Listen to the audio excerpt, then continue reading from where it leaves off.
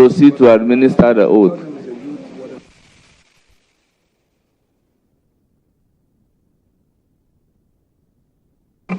Crucifix or the Bible? The Bible. So you hold it in the right hand, and then you follow the oath. I hereby administer the oath.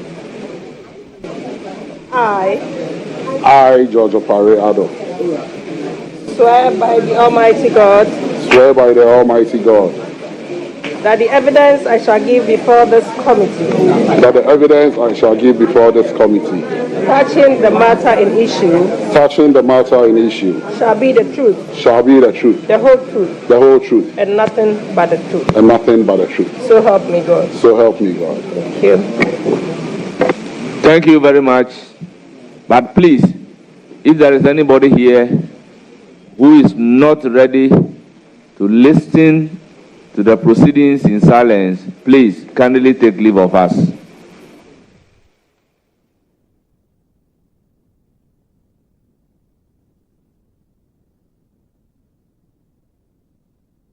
Kindly take leave of us. Nominee, in 2 minutes, tell us about yourself. Thank you, Mr. Chairman. My name is George Opare Addo. I'm a lawyer by profession, and I'm an active politician. I'm married with 3 kids. Currently, I serve as the National Youth Organizer of the NDC. I am an active Presbyterian. I'm from the Ekwapim state of GHOne, and I was born in Nima. Briefly, so this is all I think should be of relevance to the committee. Thank you, Mr. Chairman. Thank you.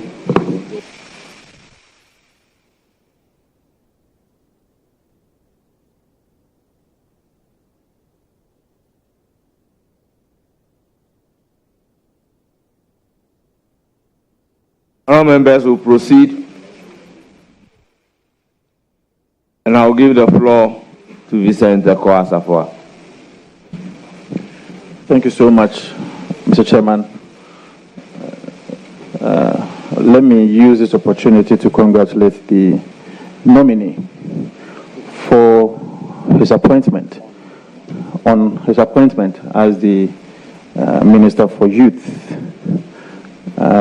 My question to you is that, as you earlier indicated, you said you are the National Youth Organizer of the NDC.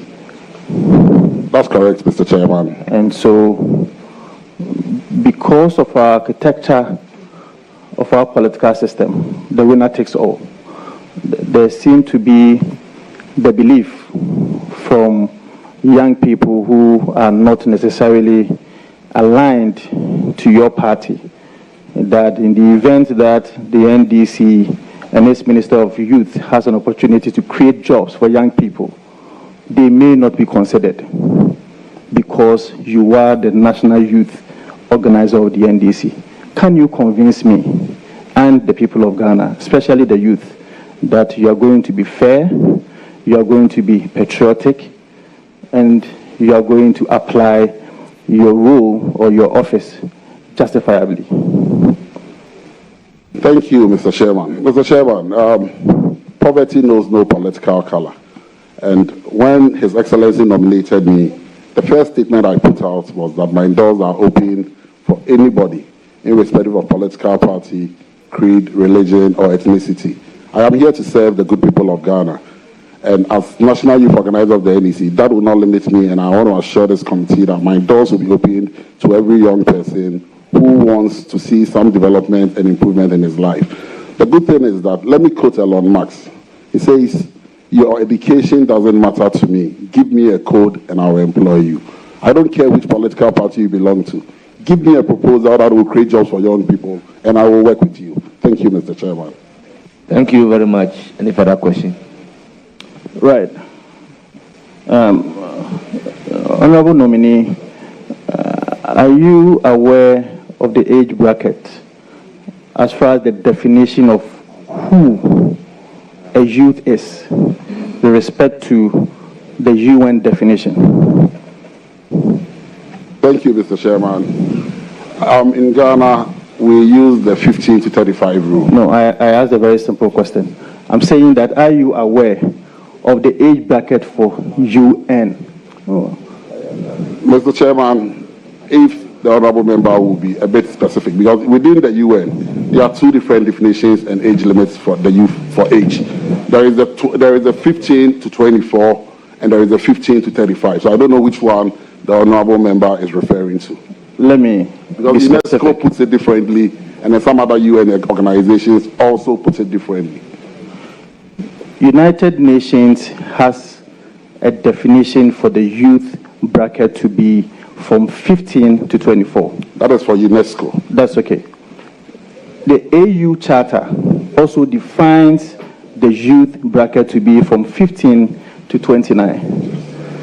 The National Youth Policy of Ghana also defines the youth bracket to be from 15 to 35. That's also correct.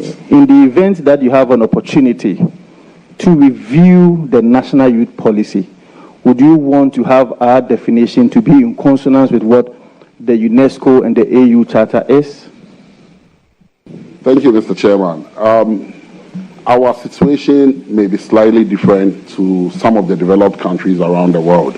And the challenge may be that whilst in other jurisdictions, a 15-year-old, a 16-year-old will be very independent and be able to manage and live on his own, our economic conditions here are not the same. And so I believe that when our policy formulators decided to settle on the 15 to 35, they knew exactly why they settled on that.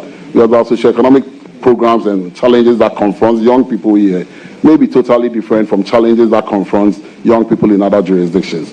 But as it stands now, this is what the law is in Ghana, and I believe we should work with it until such a time that it becomes necessary to change it. Yes, your last question.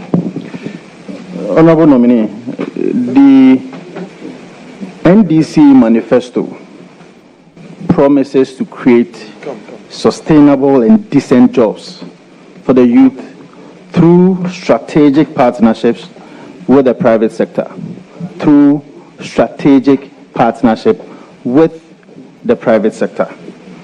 Can you outline specific policies and timelines for job creation, if you can, and how will you ensure these opportunities reach marginalized youth in rural areas? Thank you, Mr. Chairman.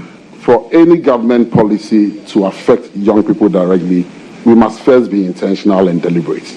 Over the years, we've had a lot of youth policies, but because we've not been deliberate and intentional, we missed out. His Excellency President John Dramani Mahama has a vision of resetting Ghana. And by resetting, he's not only talking about resetting in terms of building infrastructure or what have you. We first need a mind reset. And for every young person to be productive, we must first appreciate the challenges that comes with it. For instance, let's take the agricultural sector. We talk about our grape not being attractive to young people, but the question we ask ourselves is, have we been able to break down agriculture to the young person to him to appreciate that without agriculture he may not be able to live? Because once his survival is threatened, he may begin to take agriculture seriously before we get into the issues of land tenure systems or what have you. And so we must look broadly at what the challenges are. The NDC promises to create sustainable jobs in our manifesto, and that we are going to do. We are going to create jobs in the green sector. We are going to create jobs within the ICT space. You have spared the AU African Technological Strategic Report. It means that 350 million jobs will be needed from 2025 to 2030. Clearly, if Ghana is not equipped with the right skills, we will lose out. Also, the kind of jobs that exist today, the sad aspect is that most of these jobs in the next 5 to 10 years will not be available because of machine learning and machines taking over most of these jobs. So we must equip the Ghanaian youth for the next generation so that they will be able to take advantage and work hard. And most importantly, we also need the private sector. Without the private sector, we will not be able to create all the jobs we are promising to create. So government is willing, the youth ministry is willing to partner with government and create jobs. And we are going to create jobs in various aspects. The other challenge we have is that there are a lot of jobs too out there. But because we've not formalized those jobs, you will meet somebody who works as a bartender and she'll tell you, I don't have a job. The reason is that because no skills training has been given to such a person, and so he in his own little right thinks he doesn't have a job. But when you go deeper and you dig deeper, you realize that even his pay, how much is being paid every month, is above the minimum wage. So we need to formalize that sector and get the jobs working so that at least we'll be able to create all the sustainable jobs we are talking about. Thank you, Mr. Chairman. Chairman, if you... Thank you. You have a follow-up? Chairman, mine is just a guide. Honorable nominee, take it easy, relax, pay attention to the question. Brevity is the rule. The whole space is yours. Chairman. Bring down your voice, relax, take it back, and do the needful. Chairman, you should know that he's not commanding the youth of the NDC here. I am guided, Mr. Chairman. Thank you. I will now give the floor to Honorable Addo Magbana. Thank you, Mr. Chairman, for the opportunity. Honorable Judge Opare Addo, accept my compliments on your nomination, and I'm grateful to you for building a very robust youth wing, a youth wing that I am a product of. Today, I'm in Parliament because of the work that we started together in 2018 when I was your deputy, and I'm very happy that President Mahama has decided to appoint you as the first ever Minister for Youth Development and Empowerment. Now to my question. Having worked with you as your deputy for 4 years, I know you are very passionate about the youth. You are passionate about job creation. You are passionate about youth development. You're passionate about providing opportunities to young people. But in this public space, passion is not enough. With a nation under austerity, looking at the challenges that we are confronted with in our economy, how will you answer to the real questions of public policy implementation as against the challenges in the economy? I'm talking about the funding gaps. How will you raise resources to implement all the beautiful policies contained in the National Youth Manifesto of the NDC? Thank you, Mr. Chairman. I believe that when His Excellency President Mahama decided to set up the Ministry for Youth Development, he had a plan and a vision. And so I want to believe strongly that he will make resources available, even though we are under austerity. But that notwithstanding, if this committee graciously gives me the nod, one of the first things I intend to set up is a desk at the ministry that will go around the world and solicit for funding to support initiatives of young people, and that will pursue aggressively. Thank you.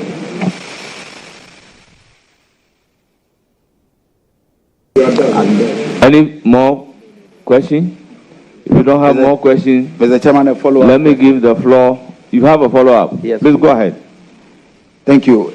The honorable nominee, on the issue of funding and establishing a desk, the Ministry of Youth used to be together with the Ministry of Youth and Sports.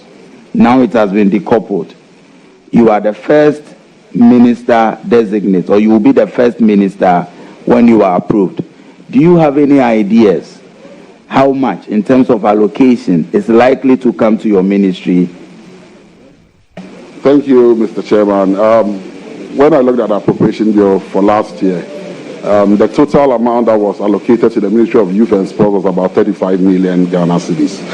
I am yet to sit down with the finance minister and look at how much they intend to put in.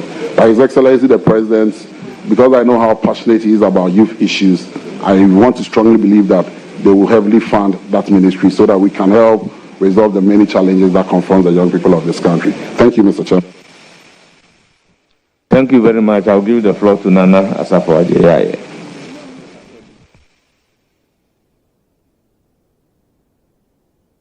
Thank you, Mr. Speaker. I'm grateful for the opportunity. Mr. Chairman, I'm grateful for the opportunity. Let me first and foremost commend the commander of the Youth Army of the NDC. And I want to also congratulate you for your nomination. It's important. My first question, I want to know or understand what your scope of work or what your ministry will be about, because it's a novelty. Normally we've had the Ministry of Youth and Sports together. Now it's been separated. So what will be your scope of work? Thank you, Mr. Chairman. Mr. Chairman, let's look at this scenario. Football is played by 22 players, or it's played between 11 players on both sides. Over the years, our focus as a country has been on the leather ball. The leather ball representing the Ministry of Sports. And then the human beings that play the game, that is the soccer ball, have been left idle. We have not paid deliberate attention to the human beings that make us enjoy the game. What President Mahama is seeking to do is being deliberate and intentional in setting up a ministry that will focus its main emphasis on how we can improve, develop, formulate policies that affects young people and see to it that the unemployment challenge and scare that stares at us every day is brought to an end. Thank you. Mr. Speaker, a follow-up. Please do. Mr. Chairman, a follow-up, sorry. I want to understand, how are you going to clearly segregate the youth issues? Because clearly we have youth issues under the Ministry of Health, we have youth issues under Ministry of Education, under various ministries. How are you going to clearly segregate all these ones? Well, I will allow the question, but treat it as a substantive question instead of a follow-up question. Thank you, Mr. Chairman. Mr. Chairman, because issues confronting young people, if not treated well, will become a national security scare for all of us. President Mahama, identifying this problem, was very intentional in setting up the youth ministry. It is true, from what the honorable member said, because young people are everywhere, you find our issues scattered across all ministries, yet no proper coordination is done. Over the years, you will hear that there is one issue happening in one ministry, there is one project happening in another ministry, and so there is a lot of duplication of efforts. What the youth ministry seeks to do is to sit in the center and coordinate all these activities, so that we don't have the duplication of effort that has happened previously, and proper attention is paid to issues confronting young people. We are being intentional, we are being deliberate in our race-setting agenda. That is why we have this Ministry for Youth Development. Thank you, Mr. Chairman. Thank you.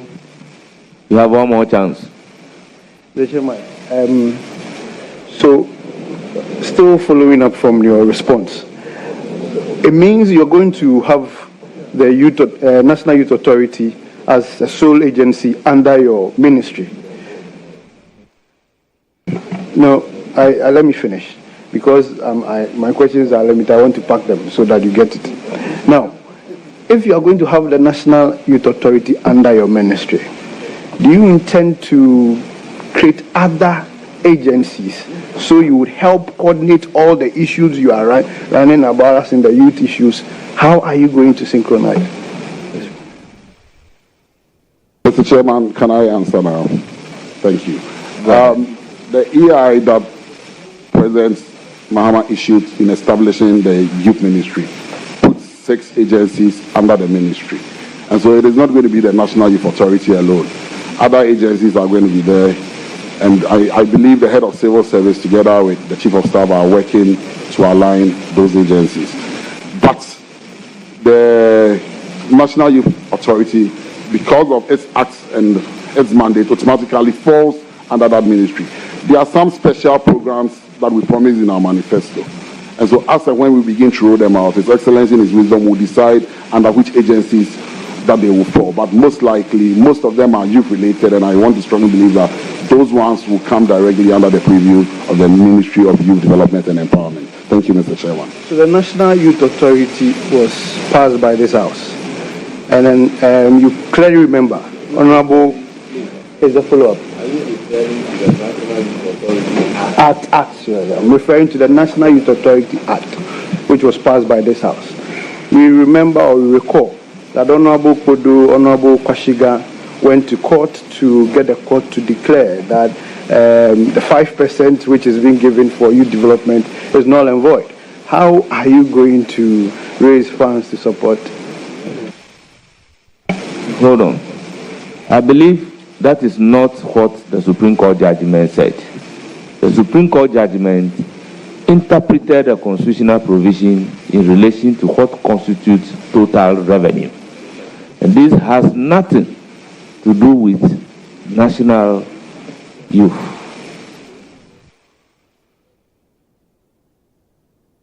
That's what the decision says in the case of Podo and Koshiga versus Attorney General. So please, if you have another question, proceed to answer. Proceed to ask. Mr. Chairman, the NDC ran several campaigns, and then under your time, I heard you on radio talking about 133 formula, 101, 102. Can you explain it clearly to the House? Mr. Chairman, I didn't run any commentary on 1001. If you can be very specific, I'll be able to give you an answer. But from what you are saying, I don't know which ones you are referring to, because we ran a few adverts and we had a few formulas. But well, Honorable Nominee, you are not entitled to ask questions. Once you say you did not say that, okay, we take that for an answer. Thank you, Mr. I will now proceed to give the floor to Nana Osei Adje.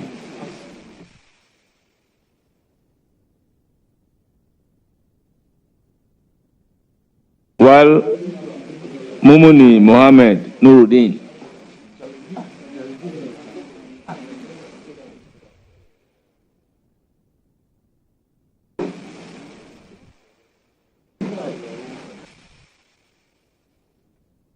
Thank you very much, Mr. Chairman. Mr. Nominee, congratulations.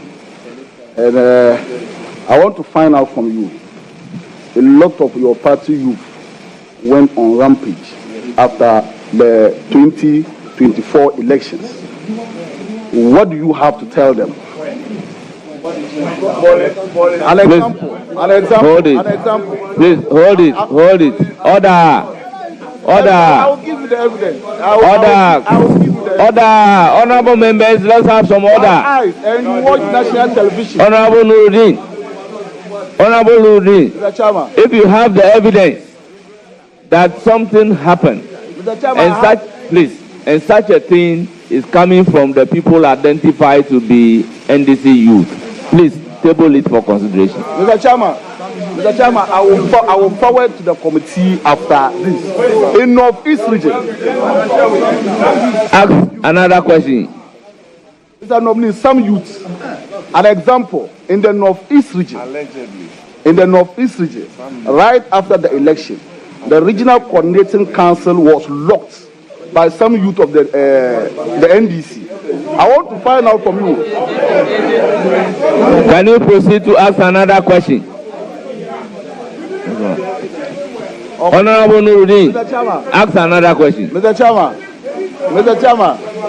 Order. Please, order. I will not be Please, scared. order. I will not be scared. Honorable member, let there be some order. I don't want to be mentioning names. Please ask another question. Okay, thank you very much, Mr. Chairman. Mr. Nominee. Let me help.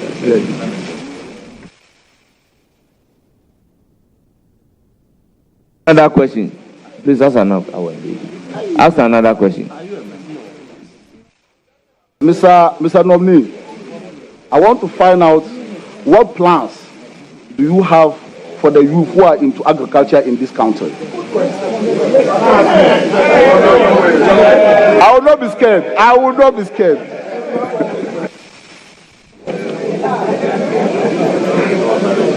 Please proceed to answer. Thank you, Mr. Chairman. Agriculture is the backbone of every economy. And as such, His Excellency President Mahama has a vision for young people who want to venture into agriculture. I started by saying that it is because we have not made agriculture very attractive it doesn't entice young people to get into it. And young people don't even appreciate the need why they have to get into agriculture.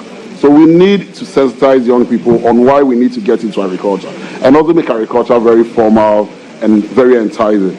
We want to start by first, because of our land tenure system, because most people struggle to even acquire land to go into agriculture.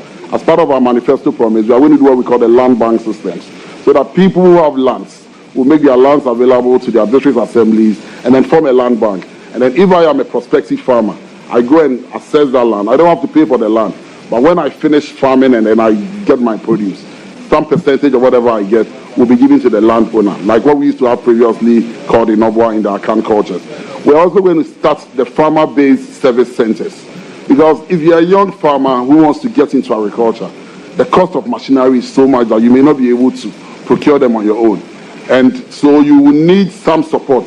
Government wants to set up the district mechanization centers or the farming-based centers and procure this equipment, put them at the disposal of the assemblies, and then young people who want to venture into farming can go and have access to it, rent them at very reduced prices, and then they can use it to get into agriculture.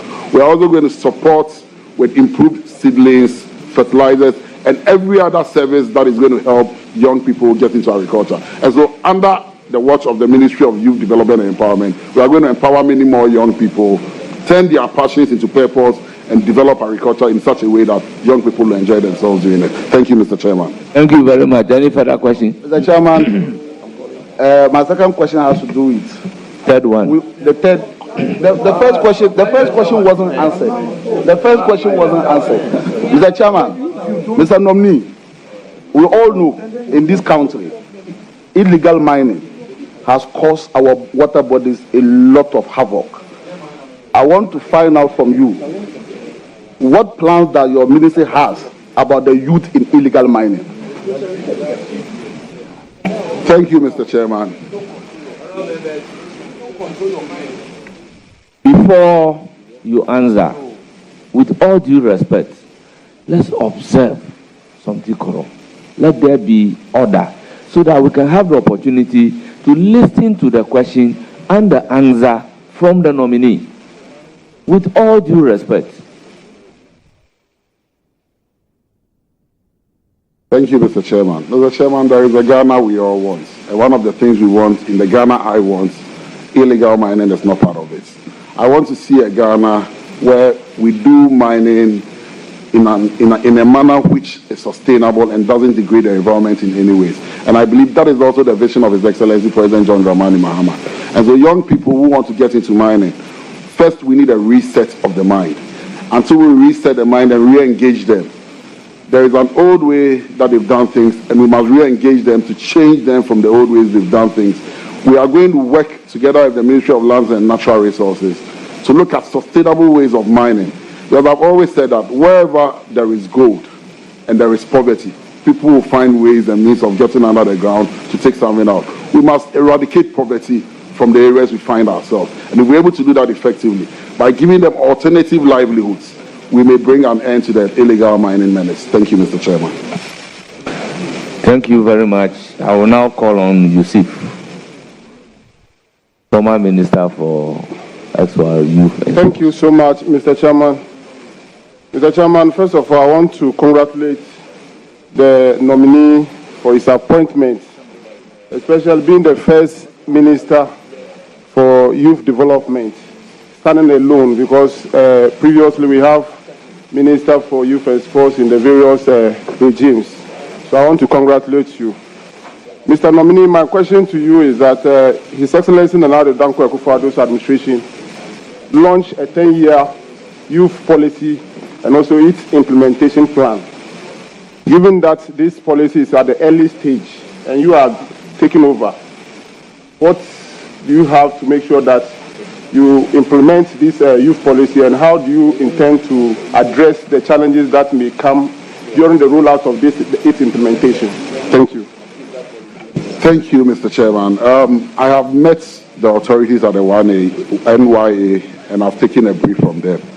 I intend to work with them on what they have started. I've looked at the policy, and I think it's laudable. You don't need to reinvent the wheel when there is something already in motion. And so we'll work with them. The good news is that President Mahama has put issues of youth at the center of his government. And so whatever the challenges are, I'm very rest assured I'll get the needed support from Cabinet to make sure we pursue it and make sure the action plan and the policy framework works effectively. Thank you, Mr. Chairman. Any further question? Yes, Mr. Chairman. Mr. Chairman, His Excellency Nana Addo Akufo-Addo roll out a lot of youth initiatives.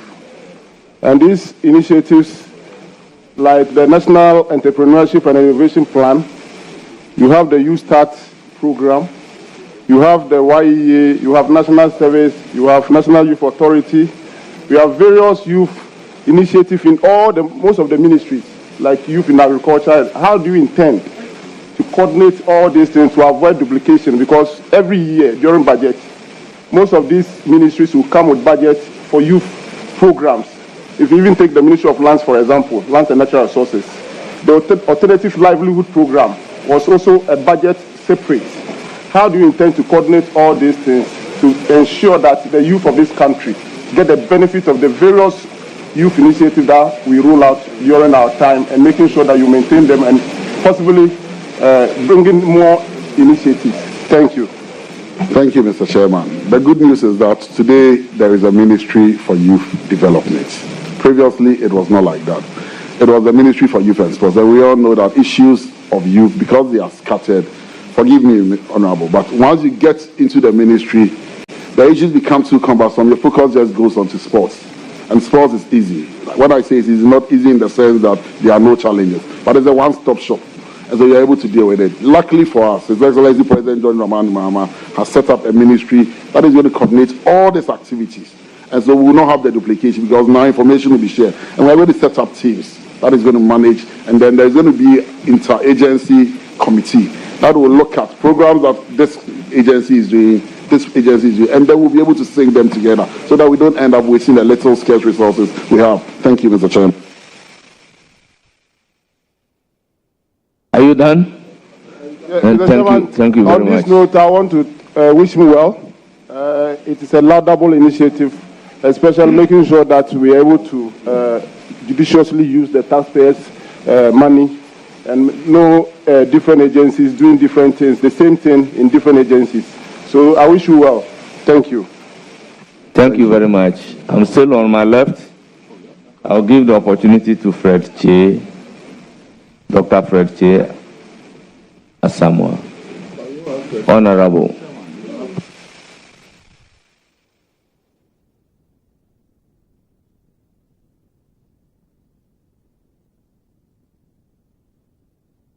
You have the floor.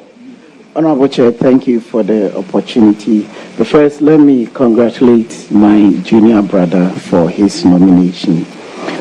Honorable Chair, first, can the nominee tell us the agencies that are going to be, I know it's been repeated, but I want to ask him to tell us the agencies that are going to be under his ministry.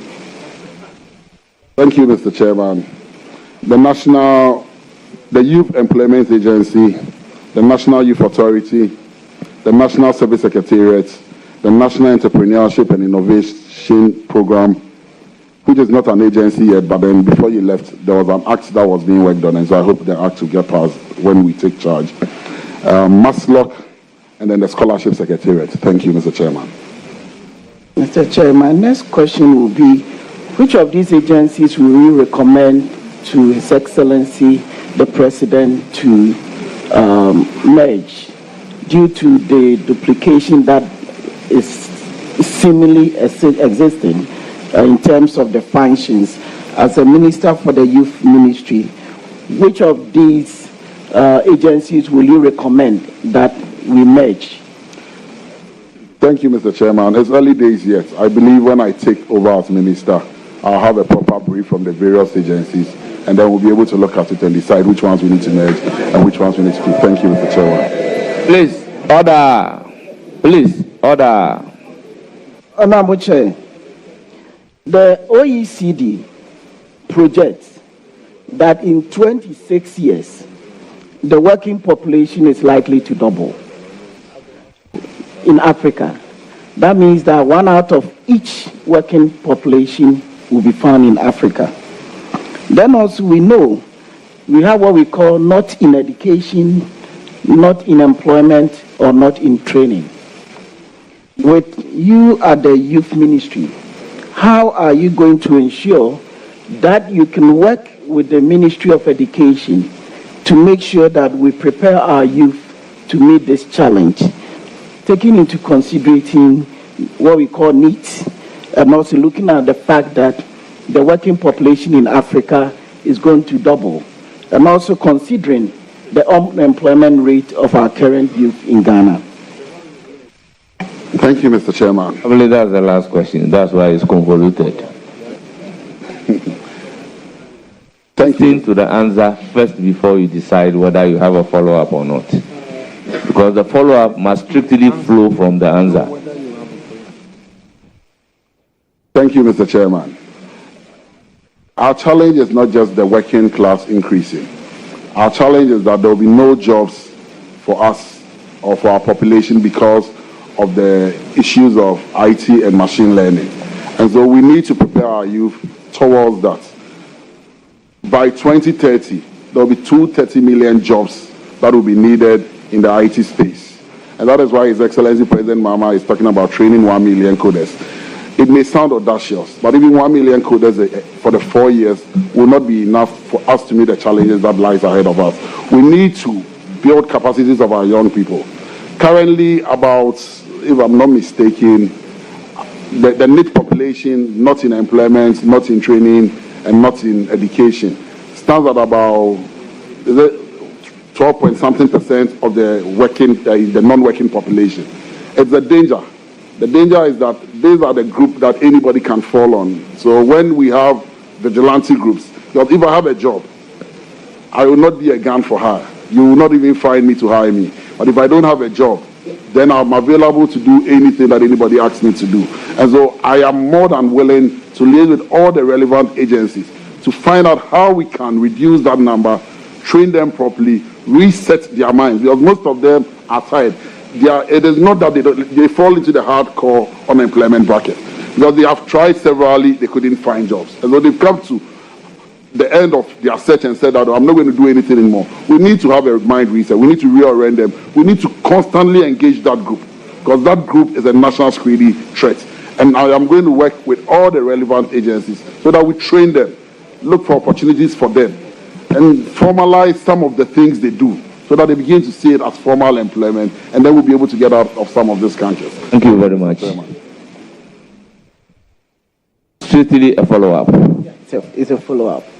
Honorable Chair, thank you very much. So with respect to training them, that is where there's always a conflict, because we have Ministry of Education that is supposed to be in charge of skilling. And we also have other agencies that are supposed to be in charge of funds. So if you say training, how are you going to ensure that you don't duplicate what is happening at the Ministry of Education? And you also talked about agencies that you want to collaborate. Definitely you need to collaborate with agencies to professionalize your youth so that they can have some job. And also you will need some increased investment to be channeled to this upscaling and professionalization. So how will you ensure that we cannot have this duplication that have bedeviled this country? And how will you also ensure that you can have enough investment channeled towards your ministry so that we can have the teeming youth well prepared for this new job? Because definitely there's going to be a lot of jobs that will be lost, but the amount of jobs that are going to come in will double. So how do you intend to make sure that you don't duplicate what is happening in other ministries? And how will you also ensure that you can get that enough funds or investment to support this professionalization and upscaling? Thank you, Mr. Chairman. To find funding, you must go look for it. And that is exactly what I will do when I am approved as minister. I will go look for funding wherever there is funding. We will have to knock on every door. We also appeal to traditional authorities, local individuals, organizations, wherever we can find resources. In other jurisdictions, individuals contribute significantly. People make money and then give them out. We've seen a lot from the Jeff Bezos, the Donald, what's he called? Bill Gates and co. A lot of them. And so we'll reach out to, and in Ghana, there are so many individuals who are capable of doing that. And then we'll write their names in gold in the history of this country that they supported Ghana, did ABCD. And then we'll find funding. We will also collaborate effectively with all the ministries. Luckily for us today, there is a ministry solely for youth development and empowerment. And so our task is to coordinate with all the various agencies and ministries. So if education is doing anything, just let us know, so that we also tell you that no, employment is doing the same. So channel these resources into this area. By doing so, with effective collaboration, we'll be able to end the issues of duplication. Thank you, Mr. Chairman. Thank you very much. It's not a turn of Honorable Habib. Thank you, Deputy Whip. Okay. Thank you, Chairman. Honorable Muhammad Yelga has a follow-up. No. Oh, okay, yes.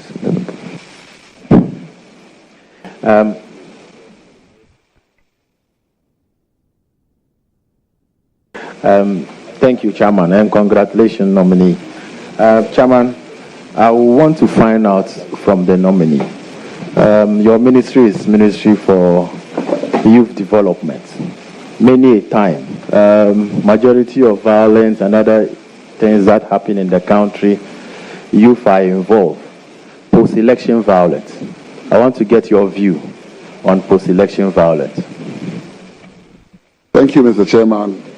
My ministry is Ministry for Youth Development and Empowerment. The Ghana we want requires the active participation of the youth who constitute the majority of the Ghanaian population.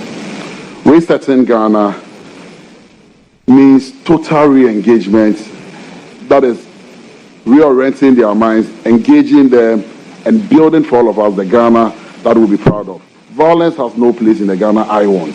And so, as minister, I am going to work effectively with the relevant agencies, the young people out there, by finding for them sustainable jobs.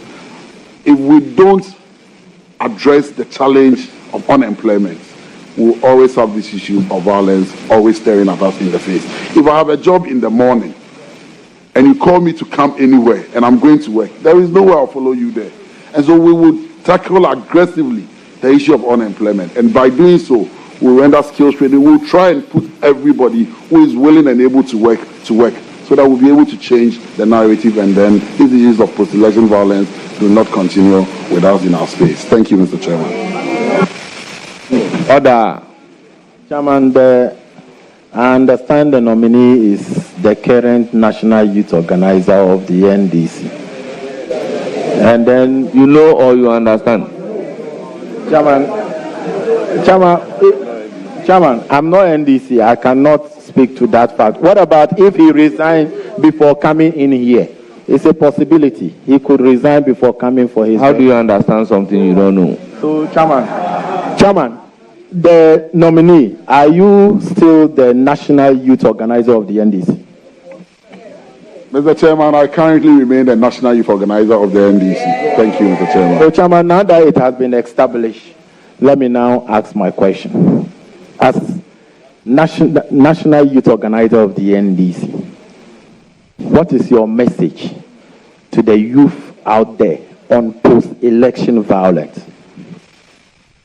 This question has been asked and answered, but I will give him the opportunity to repeat the answer. Thank you, Mr. Chairman. Violence has no space in national development, and so nobody should subscribe to it. Thank you, Mr. Chairman. Chairman, let me just, my last question. You are the National Youth Organizer of the NDC, and you have been nominated to head the Ministry for Youth Development. It means that youth development, not NDC youth, but youth of the country. When will you resign your position as the National Youth Organizer so that people will see you as a minister of state, not a minister for NDC youth? Thank you. Thank you, Mr. Chairman. When the time comes, I will resign. Thank you.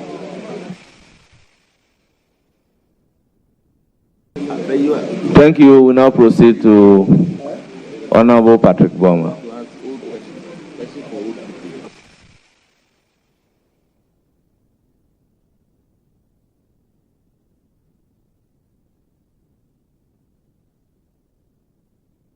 Yeah, Obama.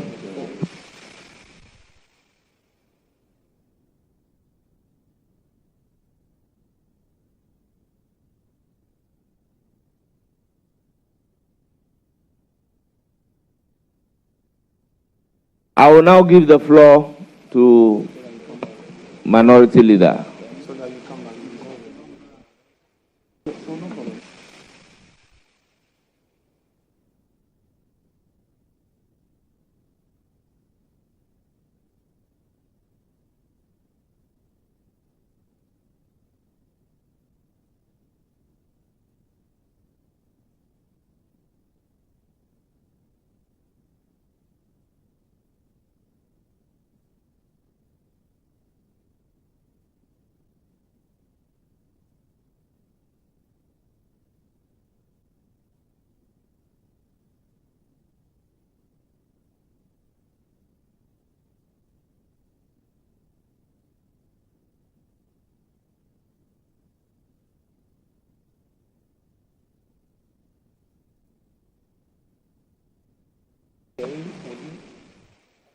Honorable Leader, you have the floor.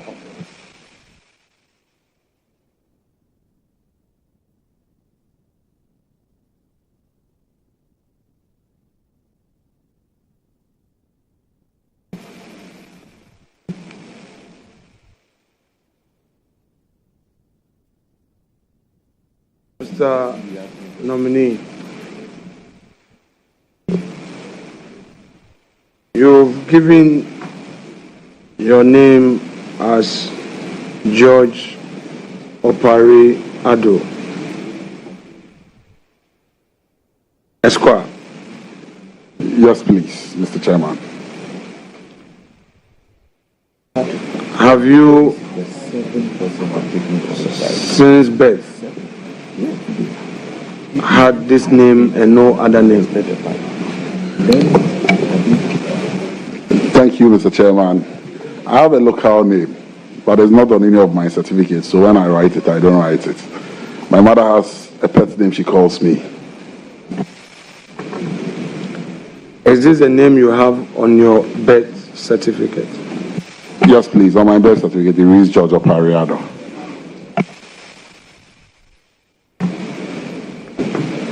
Please, you've given your residential address as Maple Avenue, Agoba, Accra, on page 1 of your CV. That's correct, Mr. Respectfully, tell this committee how long you've lived at this residential address. If I am not mistaken, ever since the NDC lost in 2016, because for 8 years I was domiciled in Ekropon when I was MCE. So when I lost, I moved to that address. Thank you, Mr. Chairman. So, respectfully, do I take it that this was a property you acquired yourself, or you rented it, immediately you moved out of government bungalow into it? Mr. Chairman, it is my own property. Thank you.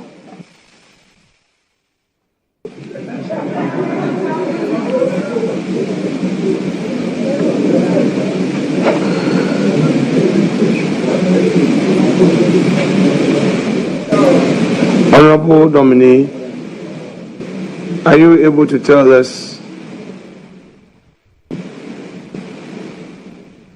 whether you have title to this your property?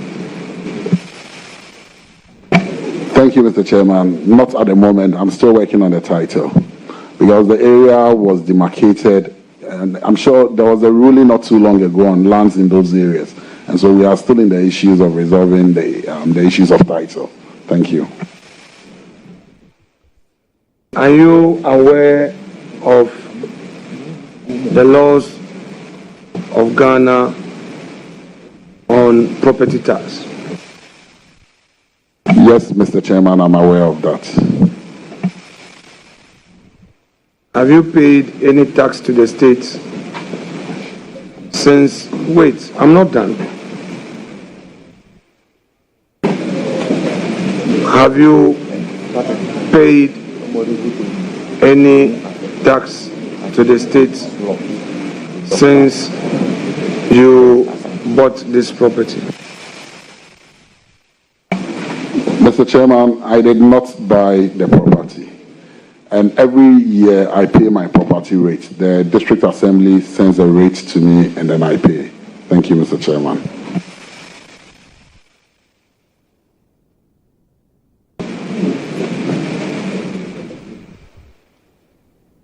Let me go to the educational background column of your CV, still on page 1.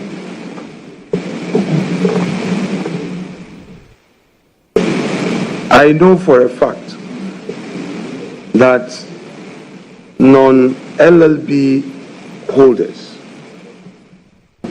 who desire to pursue the law program at the Ghana School of Law for some time back had to study for a qualifying certificate in law.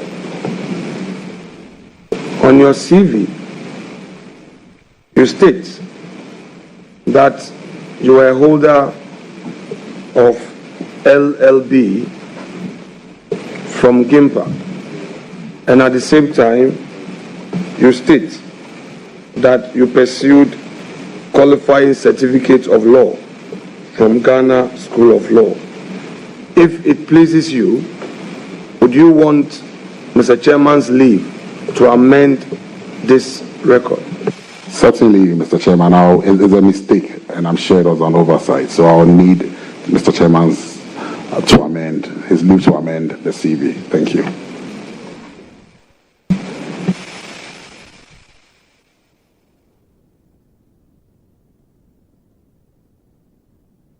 So may you take Mr. Chairman's leave to amend your CV and specifically what you would want to amend, and do so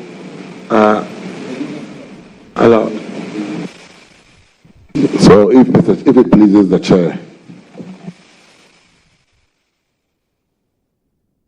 Honorable nominee,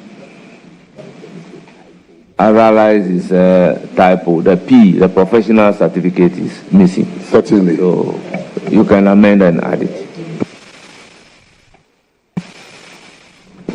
Honorable nominee, if you be pleased, may you take Chairman's leave to amend the records. I've already granted leave that you can amend.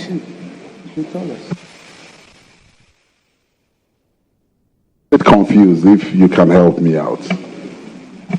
Well, I noticed that what he's complaining about, QCL, can mean something else. Because the QCL, those who didn't go through law school have the opportunity to do that preliminary law course to get to the professional level. But anybody, those who didn't do LLB from the university, but you have done the LLB, you entered the law school, and you graduated as a professional lawyer. So it should be qualifying professional certificate in law. So I realize that the word professional is missing. So you have the opportunity to put the word professional there. Mr. Chairman, I'm doing. So what are you amending? No, he's still not done it. Colleagues, my dear guests, we are here for a serious business. Please bear with us. And Chairman, I think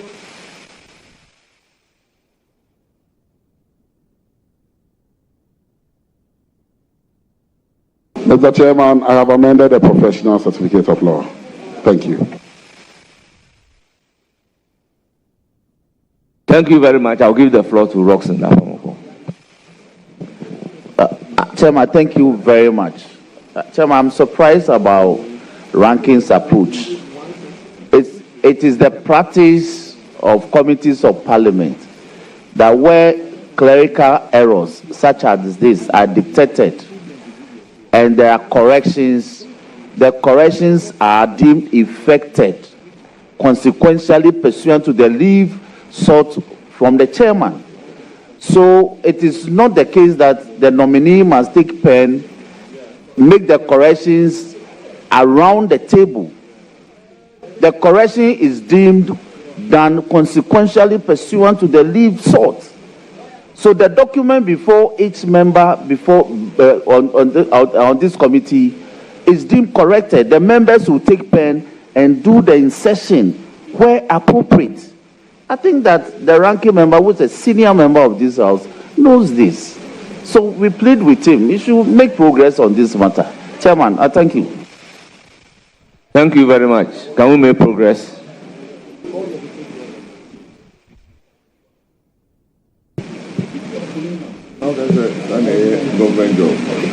Honorable Chairman, thank you.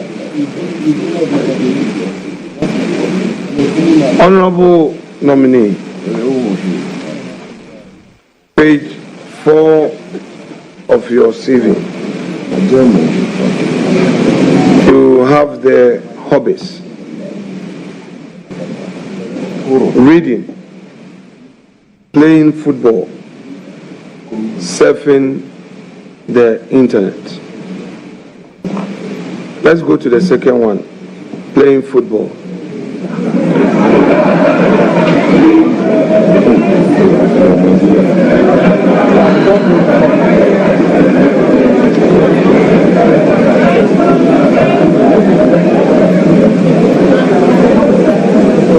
How often or how regular do you play football? Thank you, Mr. Chairman. Averagely, once every 2 or 3 weeks, I find myself on the field to play. And I play with a few of the honorable members of this house sometimes. Thank you, Mr. Chairman. Mr. Nominee, on the same page, you have references. 2 names are there. I shall first deal with the name Samuel Ofosu Ampofo.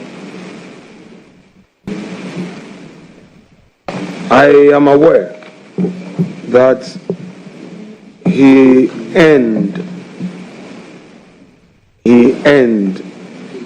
a PhD from GIMPA.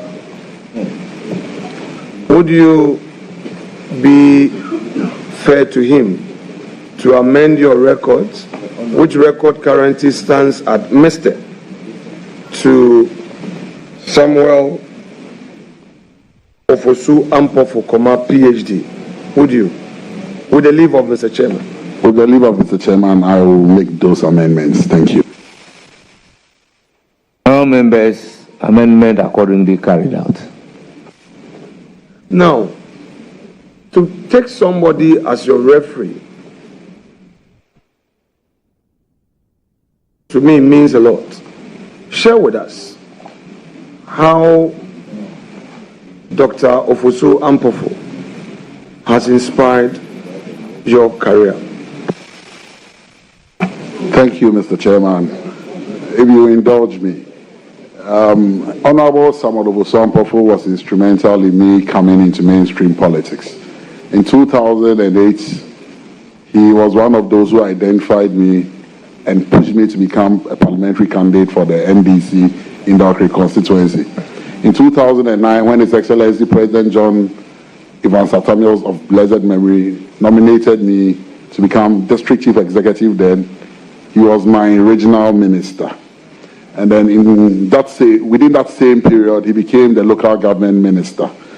When I became national youth organizer in my first term in 2018, he was my national chairman.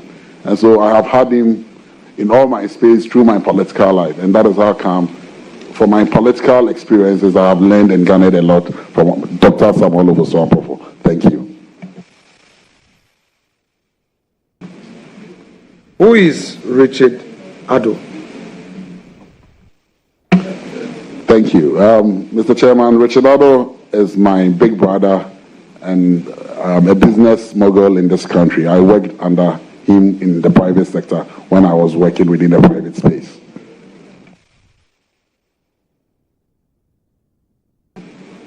The company IGIT Group of Companies.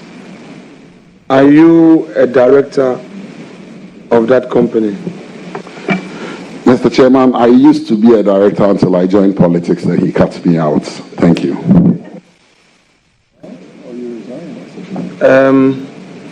Since you're a lawyer and some law students would want to know some fact, did you resign as a director?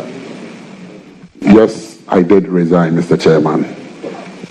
Do you have some shares in the company? Yes, Mr. Chairman, I have shares in some of my family's businesses. Honorable nominee, I am only... They are asking the question with specific reference to a company. So your answer should relate to that specific company. Mr. Chairman, the name of the company is IGIT Group of Companies. So it is not just one company in question.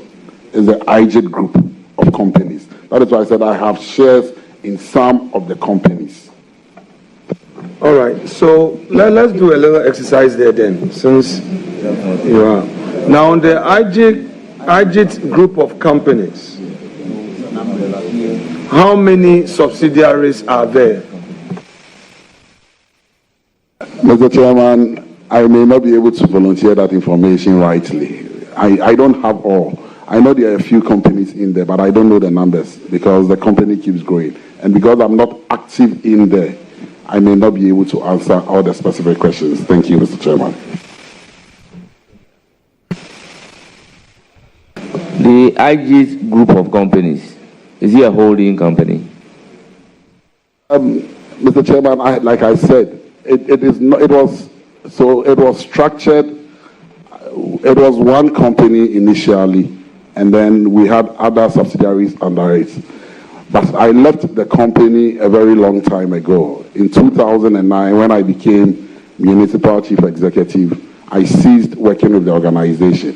But it sits in the family. So occasionally I find out what is happening. And I know I have shares because my shares, and you know how shares work.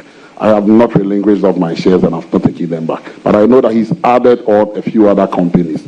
But as to what the structure is, I have not found myself asking those questions. Thank you, Mr. Chairman. Honorable nominee, I don't want us to enter the company law classroom,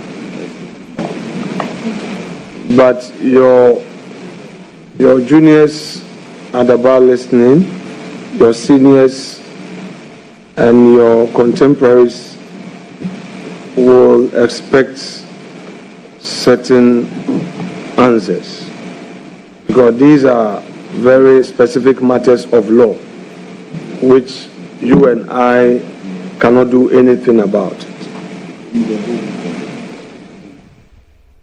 Is it your case that a group, the name you've provided, IGIT Group of Companies, is not a holding company? Is that your case? Yes, Mr. Chairman, it's not a holding company. I didn't hear that. It is not a holding company, Mr. Chairman.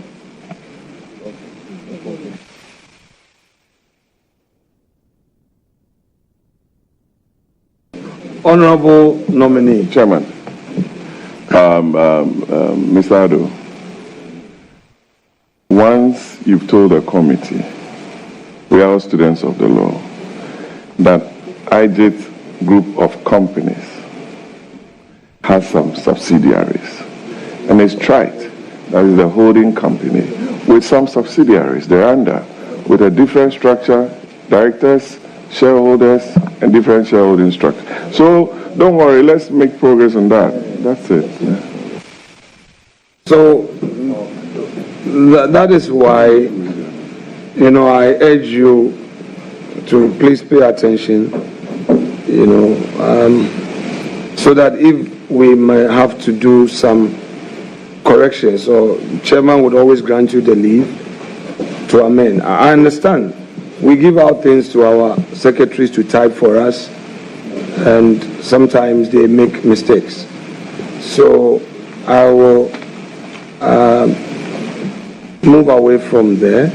However, I need you to confirm whether the resignation that you tendered was a resignation to the Registrar General, where the Registrar of Companies, who is a custodian of all these the communications, whether you sent it to the Secretary to process it at the Registrar of Companies. Mr. Chairman, in 2009, when I resigned, I handed over my resignation, the letter to the then Chief Executive Officer of the company. Thank you. Now, Honorable Nominee, you have indicated membership of bodies and associations. Are you a Freemason? Yes, I'm a Mason. Who is your mother? Amity. In all difficulties and dangers, in whom do you place your trust? The Grand Architect of the universe. To what extent do you assure the Ghanaian youth that this new portfolio given you will be to their benefit? Thank you, Mr. Chairman. I started by saying that the day His Excellency nominated me, I put out a statement urging every Ghanaian youth to believe in the kind of leadership I bring on board. I am not going to be discriminatory. I'm here to serve the Ghanaian youth and no other person. Thank you.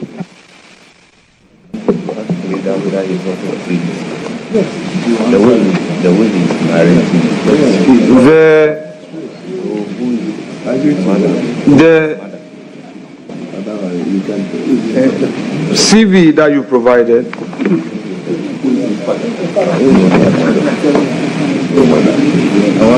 you indicated religion, Christian, into brackets, Presbyterian. Tell this committee how active you are in the Presbyterian Church. Thank you, Mr. Chairman. I'm not too active, but I'm a Presbyterian, baptized and confirmed a Presbyterian. Thank you.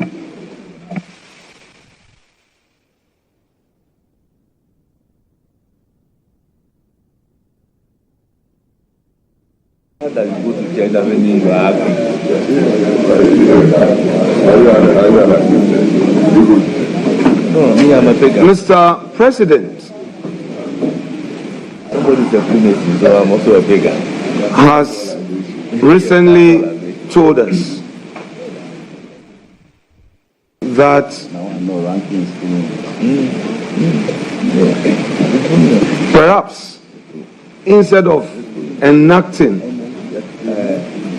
on the family value system, we should rather introduce the Ghanaian value system in our school curriculum. Do you fully support this view by Mr. President? Mr. Chairman, I'm in full support of what the President has said. Thank you. So just by way of recap, instead of Parliament enacting a law against this LGBT++, you also share in the view that we don't need the law, but rather from our basic schools, our children must be taught and taught actively. Honourable members, may I know where the view that we shouldn't pass the law is coming from? Okay, very well. Chairman, thank you very much. Mr. Chairman, very respectfully, thank you for the question. I didn't want to bore us. Quite recently, when His Excellency had the honor of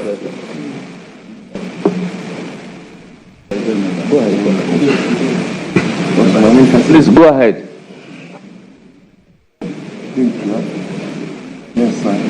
when the president had the honor of receiving the Catholic clergy, the issue of the LGBT law came to the fore. Mr. President, in responding to the clergy, stated as follows, that one, he is aware that Parliament passed the law. However, since it got some potholes along the way, we already know the Supreme Court issue that came up. It didn't eventually get to the presidency for assent. That to him, a new discussion would have to come up, and possibly the Attorney General owning the bill, that is, it being owned by the states.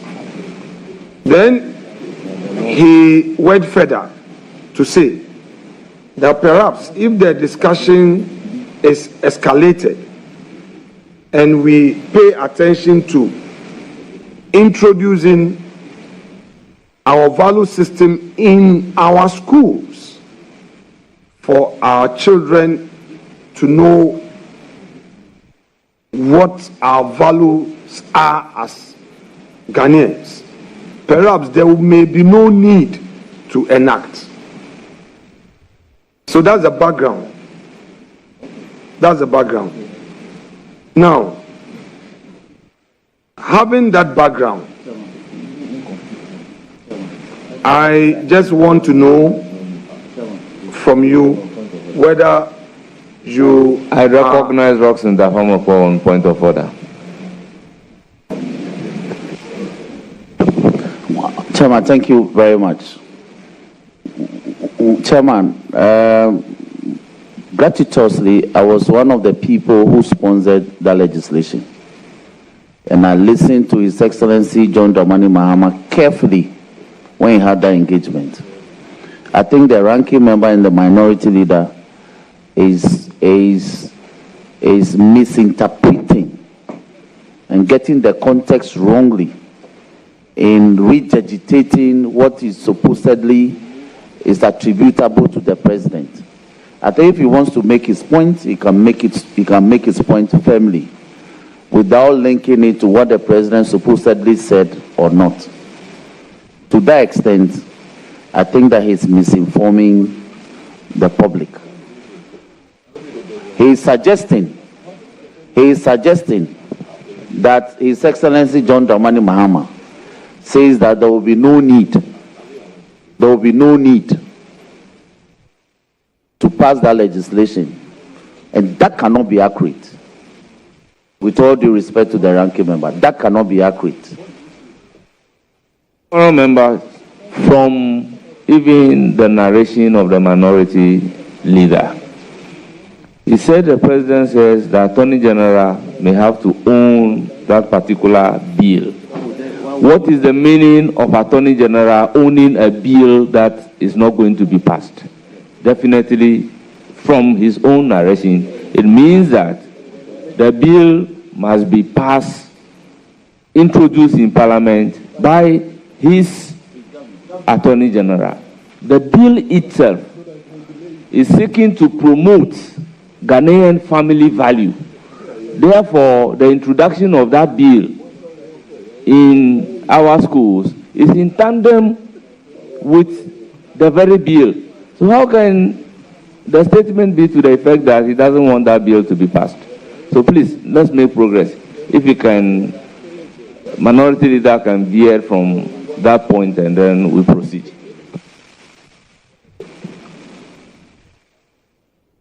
Chairman, I've learned that patience answereth all.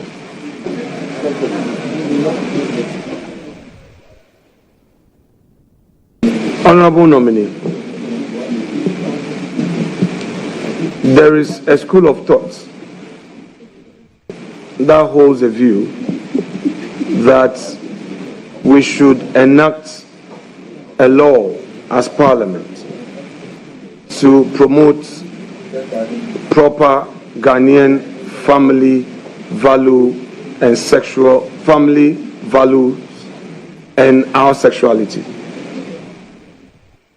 There is also another school of thought that holds a view that instead of an enactment, we should rather introduce our value system in our school curriculum.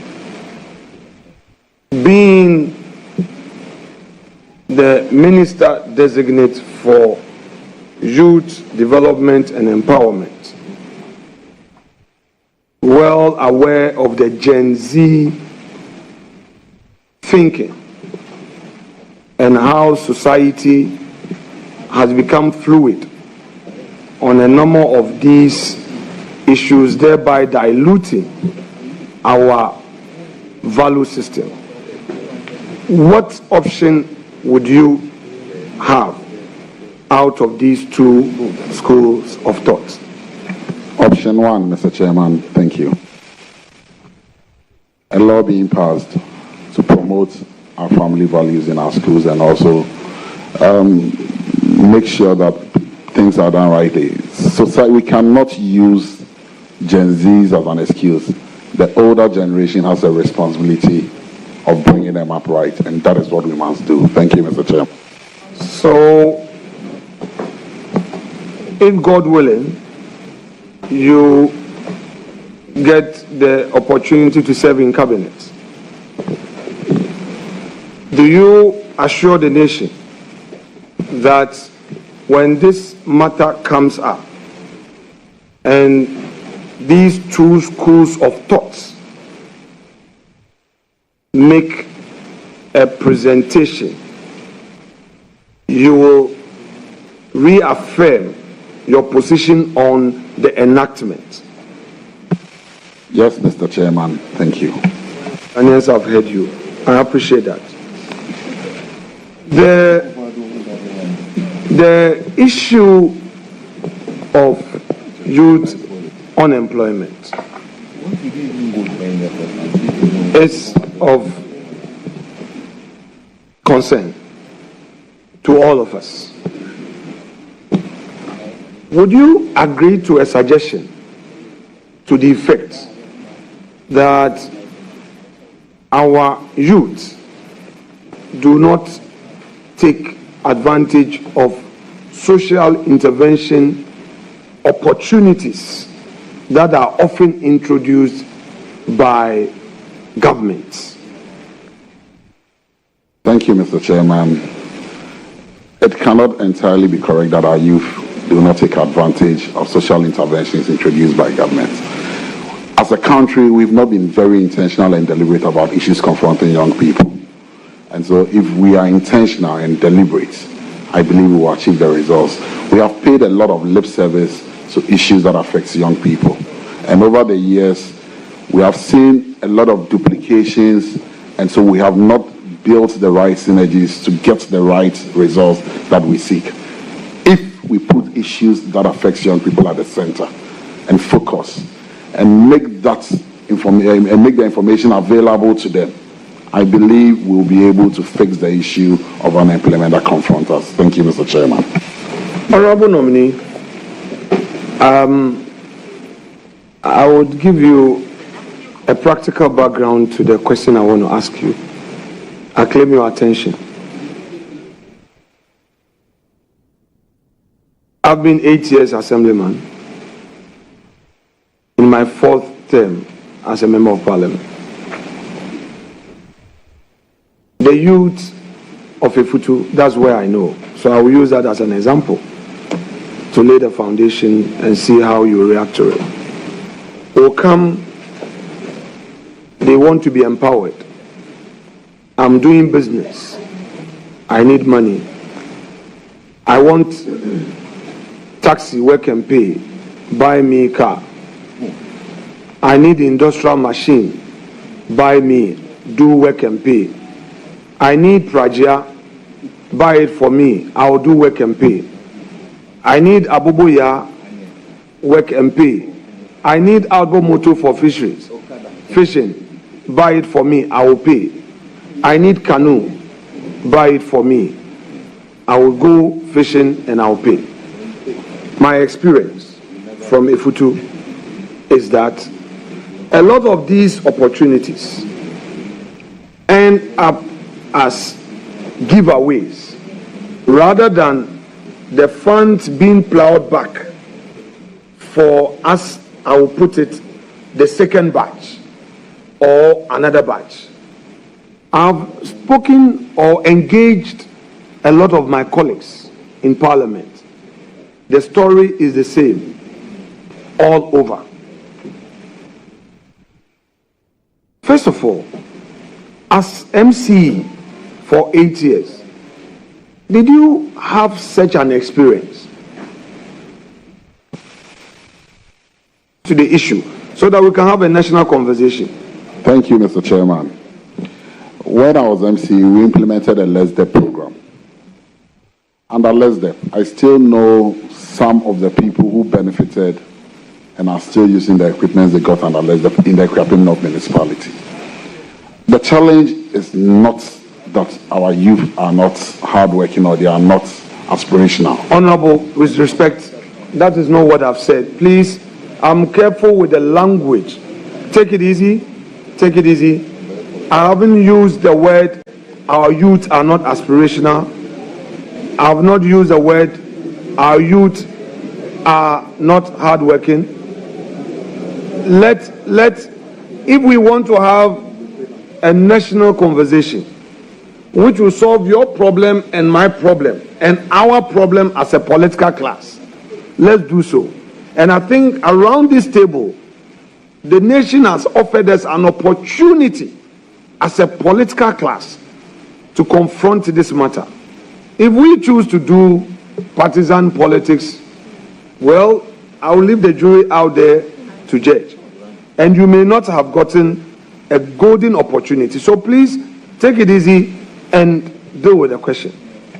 Thank you, Mr. Chairman. The approach that some of us have used in resourcing our young people has been wrong. The manner in which we give out some of these items, it becomes giveaways. But if we put them through a program, a regime, and then we mentor them through a certain process, because other organizations are doing it. MasterCard is going through a similar program. Other international organizations are doing similar programs and are elevating poverty and resourcing people and taking them out. So we need to go back to the drawing board. We need to go back to these organizations and find out how they are doing it and why they are getting it right. And then we need to take out the politics. Fortunately for us, because we are politicians, we tend to look at our people first. And so we don't end up giving resources to people who genuinely deserve it. And that is what we must first check. Let's take out the partisan politics, and then let's begin to see the young people of this country as young people irrespective of which party they belong to. And let's listen to them. Let's put them in some incubators, build them, resource them, and we may get some coming out well. You may not score 100%, but with the right approach, right incentives, you may get a lot of them turning out right and then fixing this problem that confronts all of us. Thank you, Mr. Chairman.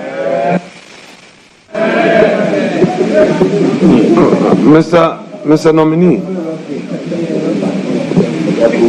I appreciate your answer. That will be a happy one for a good theorist.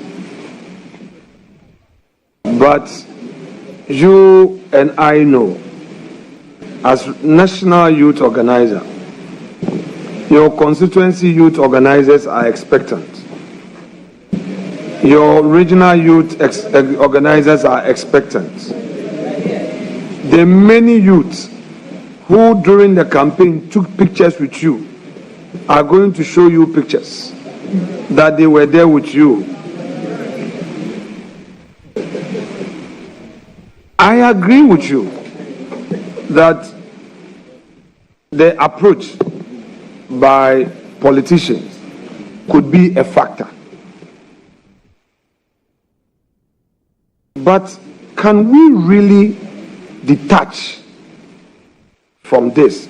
And can you assure the nation, including your own party members, that all social intervention opportunities aimed at empowering them, aimed at empowering the Ghanaian youth, will not be based on party lines, and that it will not be freebies. They would have to pay back to allow for another batch to benefit. Mr. Chairman, I give assurances of the highest order. Thank you.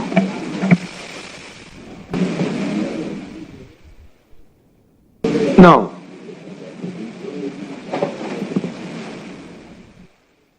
I will lay a foundation on this same youth empowerment thing. You know, because I've been part of the District Assembly concept for a long time, I know this as a fact.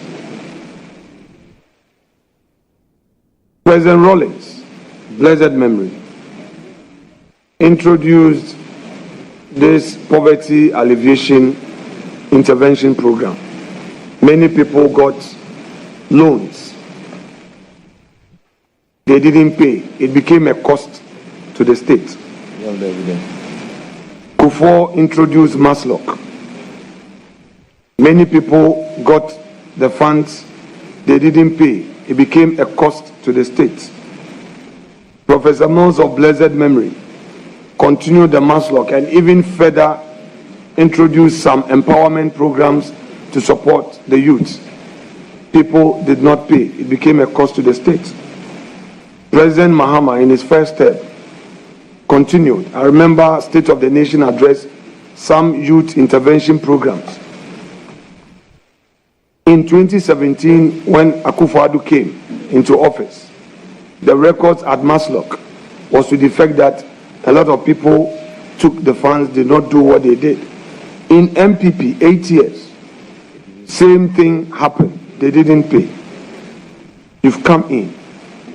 Once again, share with us, with timelines, when you intend to introduce a system to change the psyche of our youth, to the effect that when it comes from a political source, please pay. Because if you don't pay, it becomes a cost to the state. And there will be nothing more left for your brother or your sister who is yet to get it. Thank you, Mr. Chairman. I wish I could share with you timelines, but it is not feasible at this stage.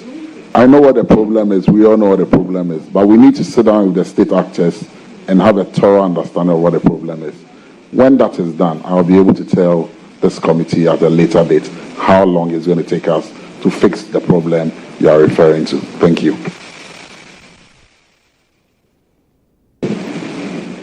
Honorable colleague,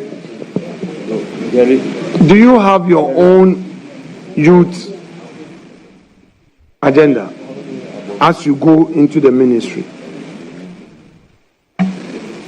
My vision sits with that of His Excellency President John Dramani Mahama. What is that vision? Share with us your vision on youth development and empowerment. It's to build a merit-based society, a society where opportunities avail themselves to every young person, where we will empower them for them to take up the challenges of national development that awaits all of us. Thank you. My worthy brother, I know you would have challenges. It's not easy, but with God on your side, I know it shall be well. It's not easy. I wish you well, and I pray that you are able to implement this great vision of yours. Thank you so much indeed for indulging me. Thank you, Mr. Chairman. Order. I will now turn to my right and take a question from Honorable Ayaraga.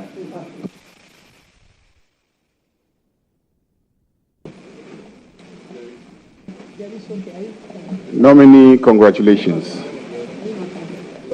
Congratulations. Thank you.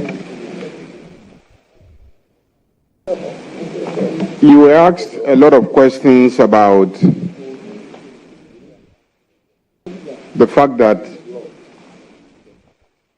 the other sectors that we have, say education, healthcare, housing, agriculture, they all equally pertain to the welfare of the youth. Their training, education, skills development, their economic conditions, health, and etc. And I see that you were pressed to define how you will coordinate activities across sectors. My question is, as the Minister for Youth Development and Empowerment, you will get to sit in cabinet. Even if you are not a cabinet minister, you will get to sit in cabinet, where all these policies in these different sectors will be developed, approved. As Minister for Youth Development and Empowerment, do you see an opportunity to advocate across sectors to ensure that every ministry sector, policies, programs, whatever it is that they are developing, even financing, that they make adequate provision for the youth of this country? Thank you, Mr. Chairman. I believe rightly so. That should be the norm because of the challenges that we are all confronted with, the issue of youth unemployment and the danger that awaits all of us if we don't deal with it. President Mahama, recognizing this, has set up this ministry so that we'll be able to add our voices and coordinate the activities of all the various ministries to help solve this challenge that confronts us. So rightly so, that will be done. Thank you, Mr. Chairman.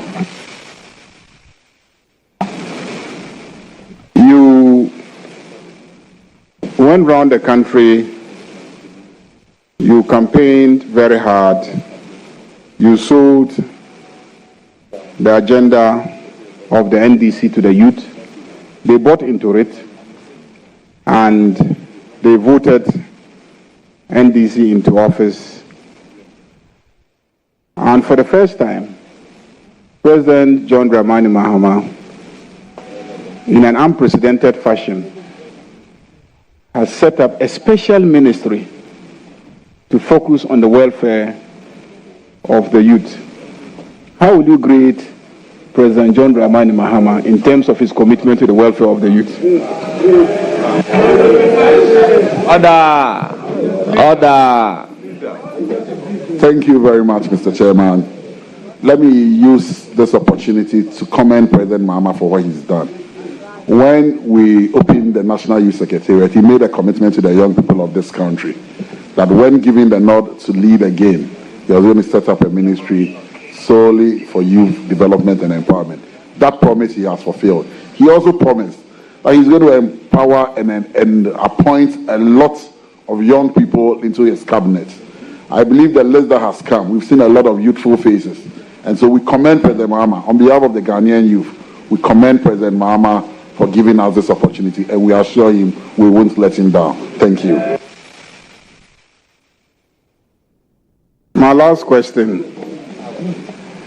With the creation of this youth development and empowerment, and you know the word empowerment is itself very powerful, do you see light at the end of the tunnel in terms of the welfare and progress of the youth of this country? Leadership, they say, is a cause. What follows are the effects of it. President Mahama has shown leadership, and I believe with his 4 years, the Ghanaian youth will set well. Thank you. Congratulations. Thank you very much. I'll give the floor to Honorable John Dumelo.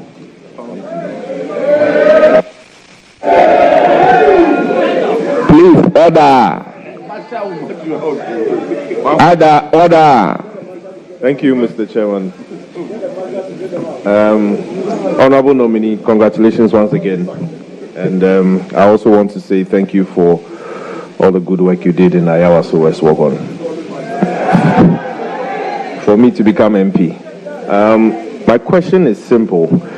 I don't know if it happens in other constituencies, but when you come to Ayawaso West, you have airport traffic lights, Shashi, Oponglo, and in recent times, the ANC area. You have a lot of street guys there, the young guys, and sometimes they do bother a lot of motorists in traffic. My first question is there any plan for them so that, you know, they can stop what they are doing?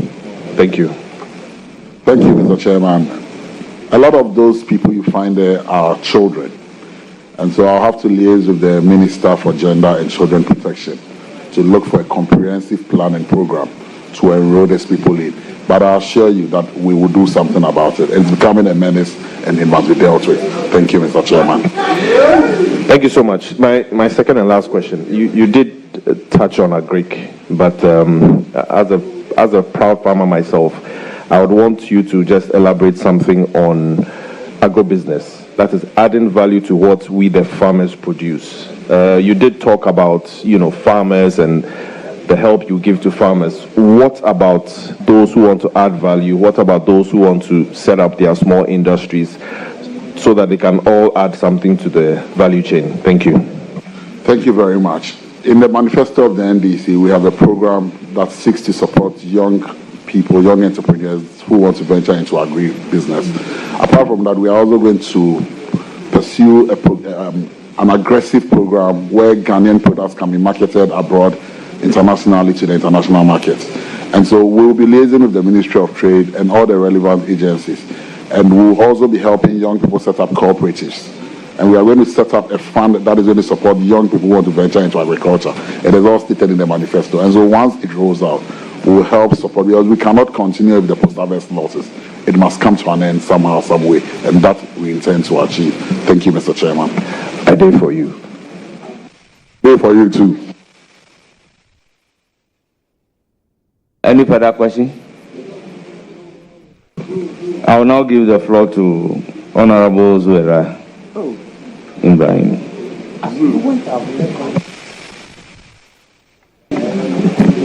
Thank you very much, Mr. Chairman. Thank you and congratulations, my brother, my friend, my in-law. Thank you. And I call you Pablo. Please indulge me, Chairman. I just want to say congratulations to you. Thank you, Hajia. And wish you well.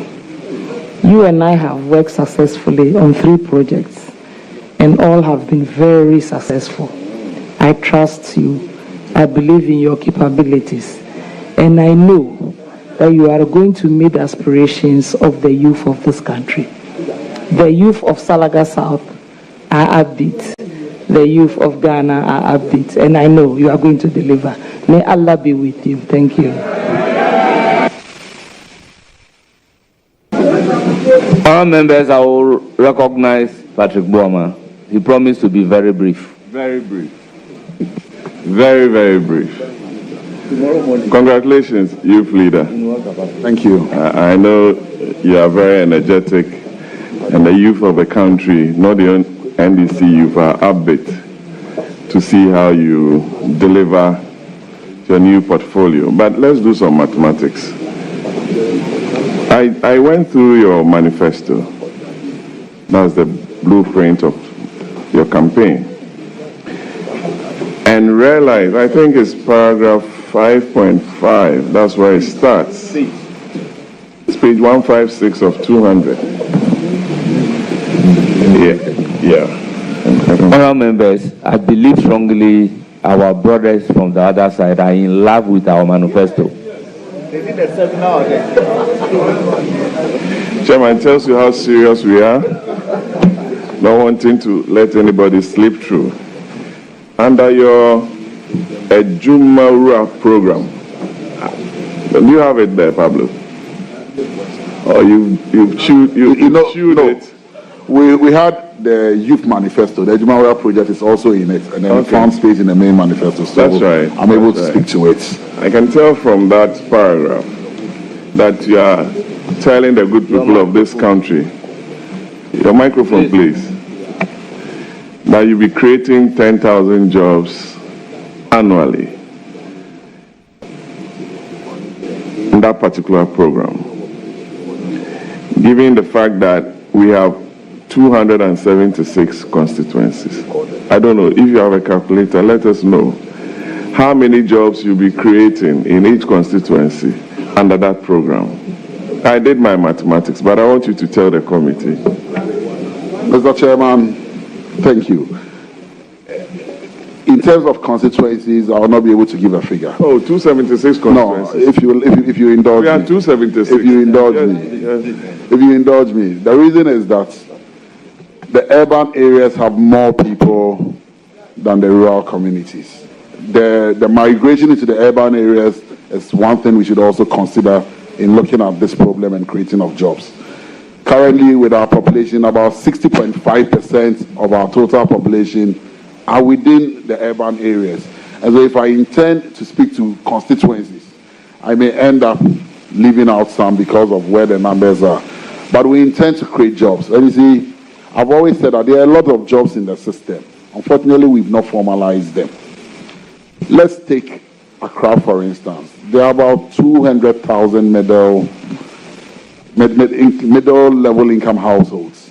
And in each of these households, you will find a domestic worker in that house. We pay them an average between 1,000 and 2,000 cedis. Yes. Some earn as much as 2,000, yes. The minimum wage is 18 cedis, 50 pesos or so. It comes up to about 820 cedis or so. But when you meet this person who works domestically, you tell him he's unemployed. It is because he needs a reset. And so we must reset them to appreciate what they do. And then scale them up and add value to what they do. Because in other jurisdictions, we live in this country and people bring in domestic workers from from the Philippines and employ them. But we can do same. Let me give you another example. The National Service Scheme is doing something that we are not paying attention to. It's called accounting aid. We train over 3,000, 4,000 accountants every year. They come out of school and can't find jobs. Yet a lot of our mothers who own our shops in Makola, Kantamanto, have no basic knowledge of bookkeeping. Deploying these people to even go help them manage their books. And per the records I saw, in one area, one shop, one person lost almost 200-something thousand worth of goods because all the goods had expired. She was just buying and not checking and taking stock. And so imagine we deploy all these young people and then set them up, give them the right training, and then ask them to go out there and help with basic bookkeeping skills for these organizations out there. A lot of jobs will be created in the ICT space. In the ICT space. That is what is driving the world today. If we we put special emphasis on training and embarking on this 1 million coders program. You'll be amazed how many young people who will be able to set up. Because today, creating and opening of a business is not brick and mortar anymore. With your laptop in the comfort of your bedroom, you can work anywhere in this world. Business process outsourcing is happening. Call centers are happening all around the world. Knowledge process outsourcing. People with the technical know-how sitting in Accra on Zooms and then lecturing and impacting knowledge around the world. And so it is how we look at it and how we intend to fix this problem. And I assure you, Honorable Patrick Wama, we will get Ghana working again. Thank you. So, thanks for the lecture, but my question was not, you intend putting together a formula based on the size of districts and constituencies to share these 10,000 jobs. That's my understanding. But it took me to another level.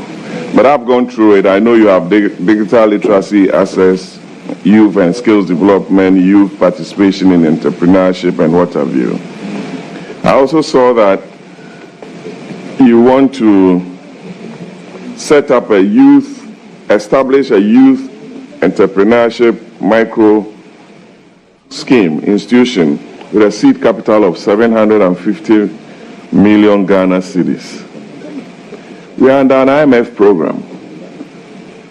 Your Minister of Finance was here, seated where you are, trying to cut down waste, and trying to find innovative ways of raising revenue.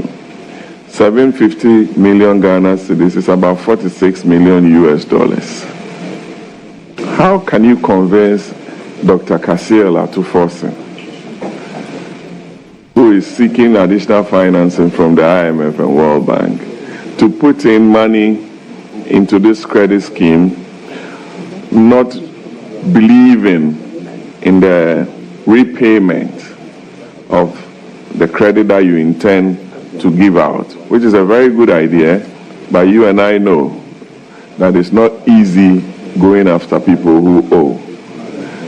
How can you convince this committee that Dr. Forsen will put in so much into this program? Thank you. Thank you, Mr. Chairman. Where Ghana sits today, if you look at the data and you appreciate the challenge of youth unemployment, 14.8% of our population are unemployed. Out of that 7.3 million Ghanaians are within vulnerable employment, and 1.2 million Ghanaians are within the not in training, not in education, and not in employment.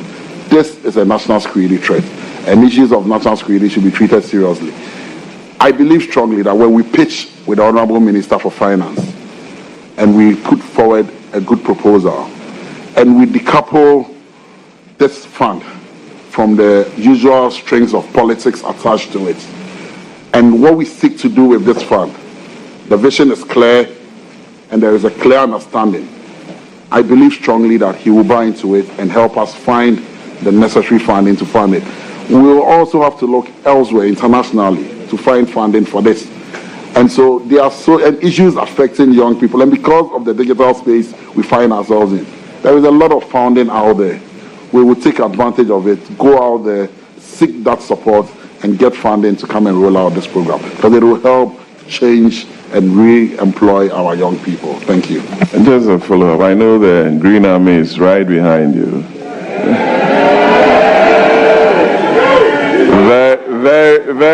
Very up.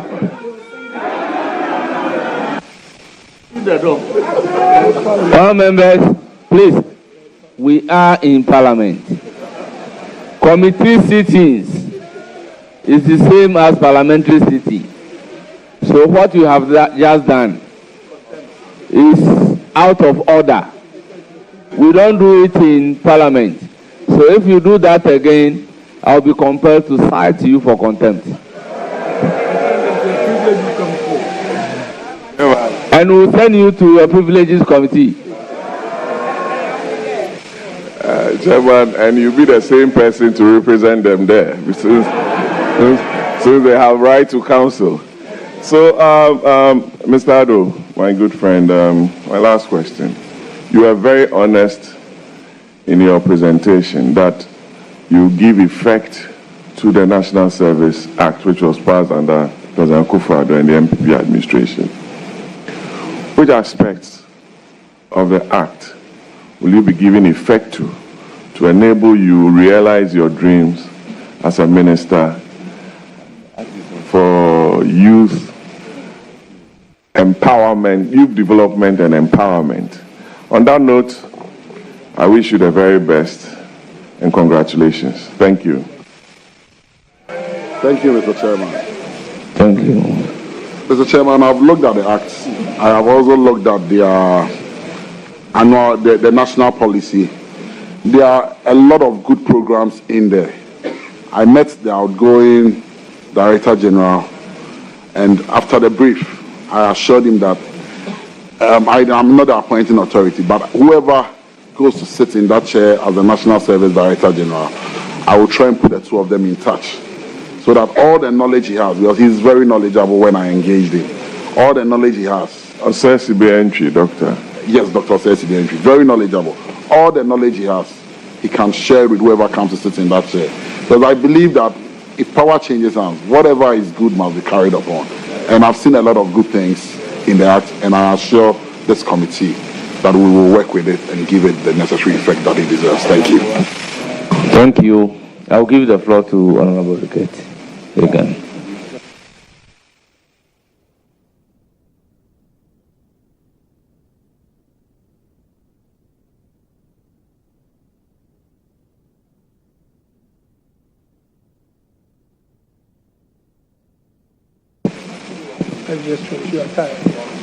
Yeah.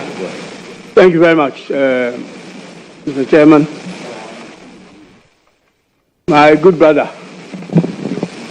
Honorable George Opare Addo, a.k.a. Pablo. Congratulations. Thank you. I have no doubt in my mind. First of all, it's going to be a brief question because we've been here for a while, and I think almost all the questions have been exhausted. And but rightly so, because of the position you are going to occupy. Youth unemployment is the biggest economic problem this country is facing, apart from our debt. So we want to make sure that the gentleman we are sending there, who knows so well about youth, will be able to, do the job. My specific question is that when, not if, you get a nod to become the minister responsible for the youth and the youth development and empowerment, very powerful post. What will be your grand plan, very briefly, about women development? You have Women's Bank coming up, but that is just a tool in the grand scheme of women's development. Just a very simple, grand plan to that you'll be able to, bring on board. Now, I just want to congratulate you. As I said, I have no doubt that you do a good job. The only thing I want to say to you is that up Santa Claus, stand up to honor. Thank you very much. Thank you, Mr. Chairman. Forgive us, Mr. Chairman. Noisy boy. Mr. Chairman, it's unfortunate. If you want the largest collection of gentlemen, you find them in Addis Ababa College. Thank you. If you look at the data, women unemployment is high. It stands at about 60.2 or so %. And so we need to look at it from a different perspective entirely. I will need to sit down with the minister responsible for gender and social protection, and then come out with a workable plan, one that is feasible. We have a lot of programs we'll be running under the manifesto, the National Apprenticeship Program, the 1 million coders program. But we must do something deliberate for women, and we must be very intentional about it. And I want to assure this committee that given the nod, we will do that to the best of our abilities. Thank you.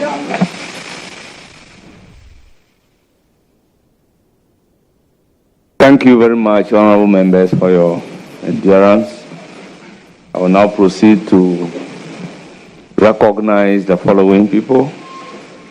Aina Garba, a spouse of the nominee. Ohiniba S.B. Addo, nominee's father. Faustina Labi, the nominee's mother.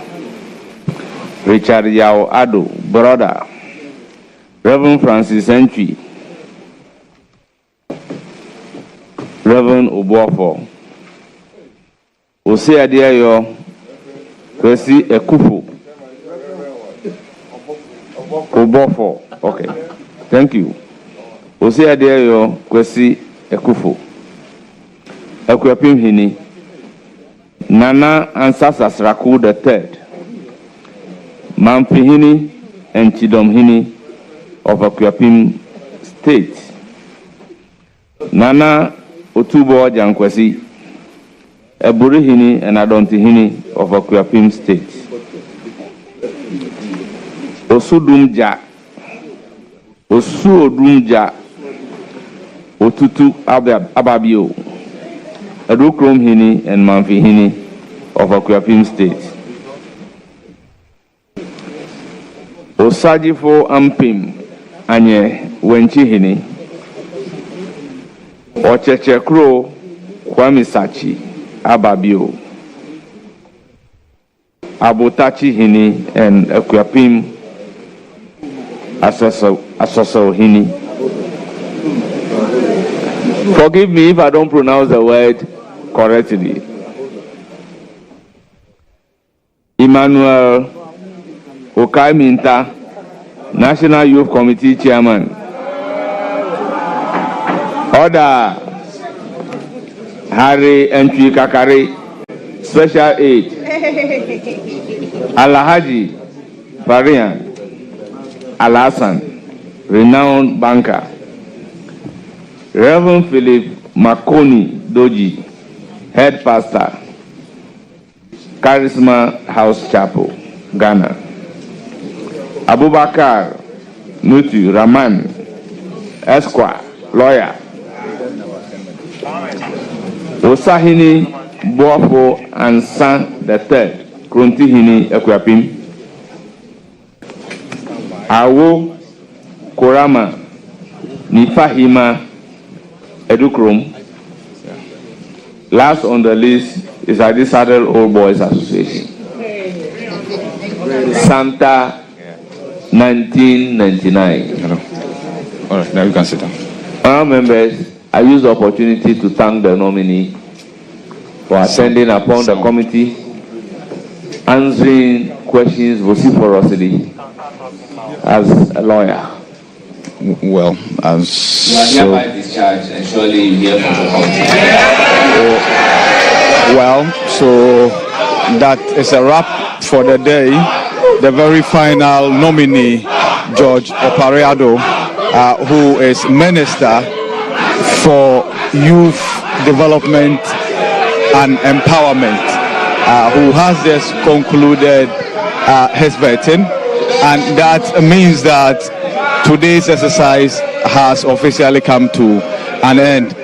In fact, the number of young people you see here and the noise is nowhere closer to those who are unable to access this inner perimeter and then be party to today's exercise. There are many more young people outside there who. So let me engage briefly this lady who has worked closely with Judge Opare Addo.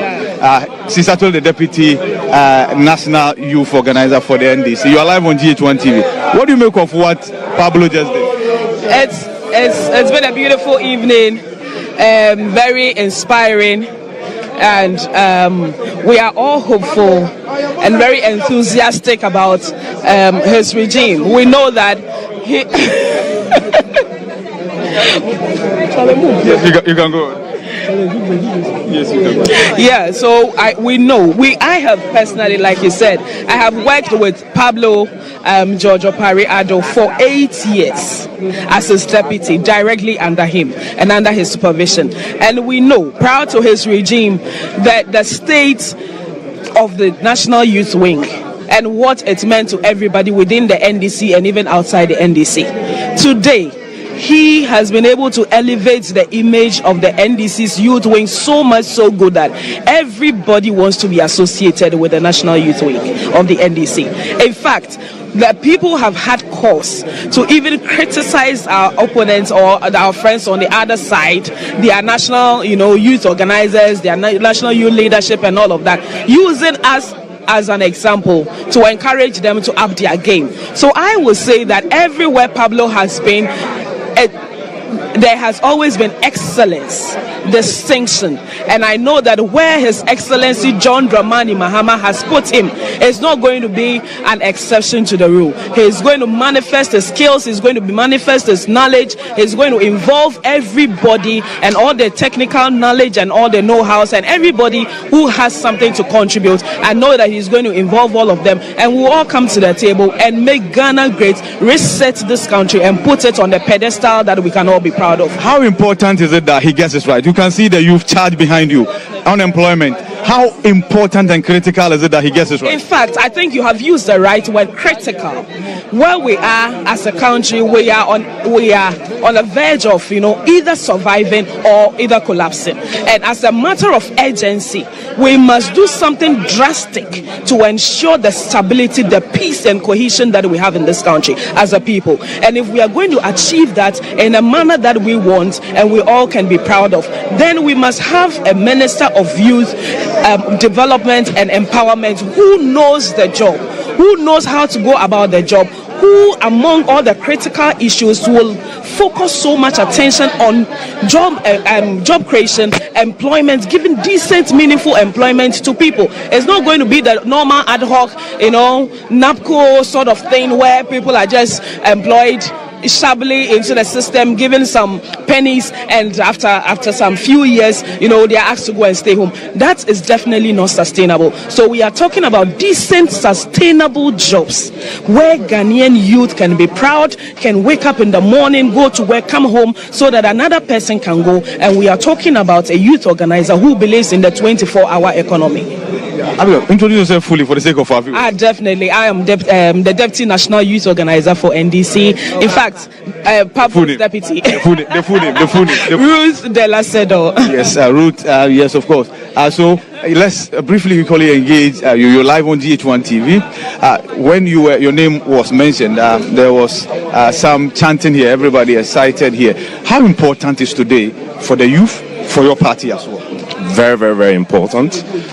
Because the president of the country, John Dramani Mahama, has demonstrated that he is intentional about the plight of the youth of this country. For the first time, there is a special ministry designed and designated just to the issues of the youth. The youth ministry is designed to look at the general issues of the youth, both men and women, issues of unemployment. I mean, to me, it's just about how intentional it is that matters to me. Now, today, the vetting is done. Subsequent to that, tomorrow, we expect his approval on the floor of Parliament, then he will be sworn in. How critical is it that you and everybody involved gets this right? So at least, because with the creation, as you mentioned, first of its kind, expectations are equally high. Expectation actually must be high. Because in the past, as he said, it's been Ministry of Youth and Sports. And when you go into that, you realize that even that focus has always been on sports. Even within sports, focus has always been on football. Even within football, it's always been the Black Stars. So a decision to separate issues that affect the youth out of sports in itself must be applauded by everybody. And to me, when you look at the Youth Manifesto, the programs that we have put together to roll out once this ministry starts functioning, you realize that it will go a long way to avert most of the issues that the youth of this country are facing. Unemployment, the issue of youth engaging in post or before election violence, and all those things. As he said, it is about reorienting the minds of the youth. And there is nothing, and I couldn't have wished for any better response to the questions that was posed to him today. So finally, so people watching you, the young people watching you, men, women, be dusting their CVs and be getting whatever that qualification they have ready, awaiting the swearing in of this minister? Yes. Of course, I mean, as you said, expectations are very high. And rightly so. Because should you cast your mind back to the campaign that he led, it was youth-centered campaign. And the youth of this country came out hoping that the promises that have been given them by GHOne Mahama would be implemented for them to be satisfied. So if anyone is dusting his CV in anticipation of employment, I mean, the person has a right to do so. He mentioned the SOEs, as it were, or the state institutions that have been realigned to be under his ministry. He mentioned YEA, he mentioned NEIP, he mentioned NSS, he mentioned MASLOC, and a few of them. I mean, these institutions by themselves have the mandate to create job opportunities. All right. So if he, as youth minister, has been given these institutions to man or manage, I mean, youth of this country hoping to be employed into those state institutions have the right expectation, and I will urge them to actually dust their CVs. So introduce yourself properly for the sake of viewers. Well, I'm Koko Abuchi. I'm part of the National Youth Working Committee as a legal rep on it. All right. Thank you, Council. And so that will be it for today. 5 nominees. Tomorrow, we will tend to attend to the regional ministerial nominees. And so so as from tomorrow to Friday, the 10 ministerial nominees made public initially will have their day before this particular committee, Greater Accra, Central Region, Eastern Region, among other individuals. So tomorrow we have 3 of them take their turn, and the others will follow subsequently before the almighty 18 that was just made public yesterday. I'm talking about the ministerial nominees. And so from me, Ibrahim Al-Hassan, and the team from Parliament, it's good evening and see you tomorrow. Right, thank you so much, IB, there giving us what to look forward to tomorrow. And if you've been joining us throughout the day, let me just say a very big thank you to you. And just to be specific, tomorrow we are expecting the Minister-designate for the Northern Region, Ali Adolf John, and the Minister-designate for the OT region, John Kwejo Japong, and James Gunu, Minister-designate for Volta region, and finally Minister-designate for the Eastern region in the person of Rita Akosia Awate. So you stay with us here on GH1 television. You know this is the place to be locked onto when it comes to bringing you in-depth analysis as well as coverage of the vetting of ministerial nominees of His Excellency John Dramani Mahama. Do have a good night.